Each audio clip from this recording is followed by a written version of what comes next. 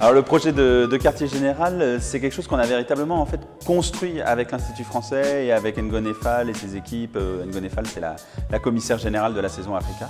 Elle avait envie qu'il y ait des lieux qui deviennent des centres culturels panafricains et que ce soit surtout des lieux qui se programment en se mettant en relation avec un collectif et que ce soit un vrai travail avec un collectif venu d'Afrique. Donc nous, elle nous a fait rencontrer Exit Frame et c'est quelque chose qu'on a vraiment travaillé ensemble, à la fois qu'est-ce qu'eux ils avaient envie de dire et comment l'outil qui est la condition publique, parce que la condition publique c'est à la fois des expositions, des spectacles, mais c'est aussi un espace de patrimoine qui est important, des programmes d'innovation sociale et culturelle dont on n'est pas peu fiers.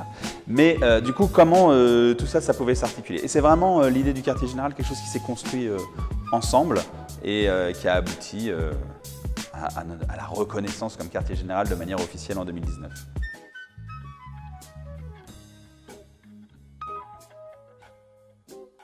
Cette saison, c'est à la fois pour Exit Frame l'occasion de parler de leur vision de l'Afrique, de leur perception de l'Afrique contemporaine et dans sa vision panafricaine, mais c'est aussi la rencontre avec cet outil qui est la condition publique, ce territoire, et aussi tous les artistes et les associations avec qui on travaille. Et il va y avoir vraiment une belle collaboration, d'autant que Roubaix a aussi une part d'Afrique en elle. Et donc c'est aussi la rencontre entre ces deux visions de l'Afrique, je pense.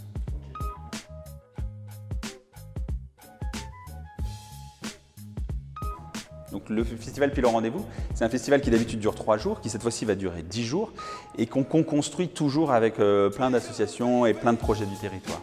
Et là, on va vraiment s'appuyer sur Pile au rendez-vous pour faire converger toutes les résidences qui vont être portées par les artistes d'Exit Frame et les autres artistes invités. Et c'est là qu'il y aura un petit peu le rendu de toutes ces résidences, à la fois au bord du canal et ici à la condition publique.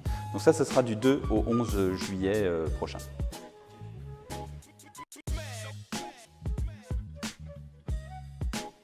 La crise sanitaire, c'est sûr que ça nous a évidemment, comme tout le monde, pas mal bousculé. Aujourd'hui, ça nous apporte énormément d'incertitudes. Ce que ça a eu comme impact, au-delà de décaler plusieurs fois la saison et nous obliger à la repenser, c'est justement qu'on a plus mis l'accent sur le fait d'accueillir des artistes en résidence, en lien avec le territoire, parce que quoi qu'il arrive, eh bien, ça va nous permettre d'avoir quelque chose qui reste, d'avoir une trace, plutôt que de miser que sur des grands événements. Et finalement, on est assez content de cette nouvelle mouture de la saison par rapport aux premières qui avaient pu être évoquées quand ça devait se passer en 2020.